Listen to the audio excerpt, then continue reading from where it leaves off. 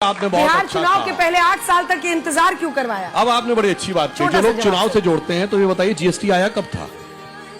जुलाई 2017 और उसके बाद सितंबर 2017 में ठीक हमारे सामने गुजरात का चुनाव खड़ा था जहां पर सबसे भयानक प्रभाव पड़ने वाला था और 2017 में तो पाटीदार अनामत आंदोलन भी चल रहा था।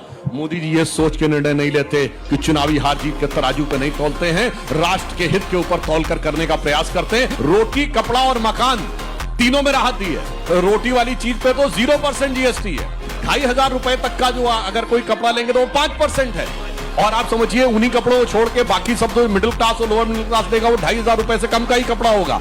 मकान पे आइए तो साहब सीमेंट के ऊपर अब जो कांग्रेस के जमाने में 31% रहता था अब 18% के ऊपर आ गया है टैक्स। कारों की कीमत कम हुई है, 1200 सीसी से कम की कार अगर आप एयर में ट्रेवल करना चाहें तो अब केवल 5% जीएसटी हो गया है, जो पहले 18% था। बिजनेस क्लास पे 18% है।